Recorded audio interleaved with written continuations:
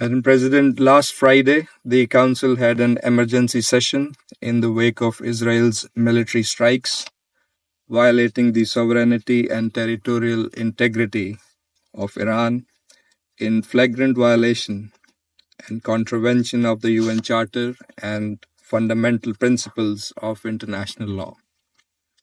1 week later, as a result of such irresponsible behavior, the situation has only exacerbated, with grave implications for regional and international peace and security. Pakistan strongly condemns the unjustified and illegitimate aggression by Israel. We stand in solidarity with the people of Iran. We unequivocally denounce the blatant attacks and military strikes carried out by Israel, which constitute a grave danger and a serious threat to the peace, security, and stability of the entire region and beyond, with serious implications. We offer our sincere condolences and sympathies to the brotherly people of Iran on the loss of life as a result of these unprovoked attacks. The ensuing humanitarian crisis and civilian toll on both sides is also deplorable. International humanitarian law must be complied by all sides. The attacks against nuclear facilities for peaceful purposes are deeply troubling. Such attacks contravene international law, the Charter of the UN, Statute of the IAEA, and relevant IAEA General Conference resolutions on the issue. It is the responsibility of the IAEA to clearly pronounce its legal position with regard to such attacks, as well as to report it to the Board of Governors and to the Security Council about the legal safeguards, safety, and security implications of such attacks. The agency should fulfill that responsibility. Madam President, the latest crisis has aggravated the existing tensions in the region, arising from Israel's continuing ruthless assault on Gaza that has resulted in an unprecedented humanitarian catastrophe for the innocent Palestinians, as well as its recurring violations of international law in Syria, Lebanon, and Yemen. The Security Council bears primary responsibility to immediately stop this wanton aggression and hold the aggressor accountable for its actions. The Security Council must fulfill its duty and affirm the following.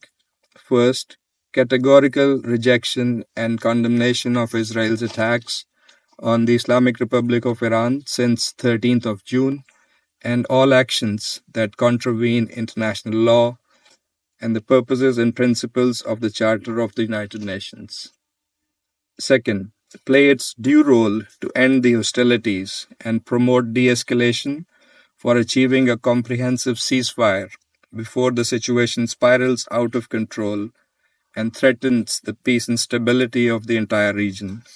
Third, clear denunciation of the targeting of IAEA-safeguarded nuclear facilities against the provisions of international law and the UN Charter, as reflected in the UN Security Council resolutions, IAEA resolutions, and international humanitarian law, including the Geneva Conventions.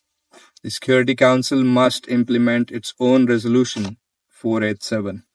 Fourth, call for dialogue and diplomacy to promote a peaceful and lasting resolution of the crisis. Diplomacy must be given a chance. Madam President, regrettably, Israeli unlawful strikes against Iran came at the time of intense diplomatic engagement on Iran's nuclear issue. These illegal actions must not be allowed to scuttle that dialogue. Parties must swiftly return to the path of negotiations, which is the only viable means to reach a sustainable agreement regarding the Iranian nuclear program. We note the willingness expressed by the United States to keep the door for negotiations open. We also take note of the dialogue between the E3 and Iran. We hope that the diplomatic efforts and engagements will bear fruit. We reaffirm our long-standing position that all issues concerning Iran's nuclear program must be resolved peacefully through dialogue and diplomacy in accordance with the rights, international obligations, and responsibilities of all the parties concerned. At the same time, verification activities by the IAEA as the competent international technical organization mandated to implement respective safeguards obligations should continue unimpeded.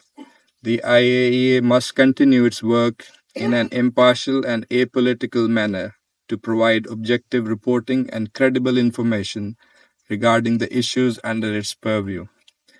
Madam President, this is a critical moment. The Security Council must fulfill its responsibility and facilitate peaceful resolution of disputes. Military means and coercion cannot bring about a lasting settlement. Dialogue and diplomacy, in full adherence to the principles of international law and the UN Charter, remain the only viable path to resolving this crisis. This Council must therefore unite in support of the Secretary General's call for end to fighting and return to negotiations and dialogue. I thank you.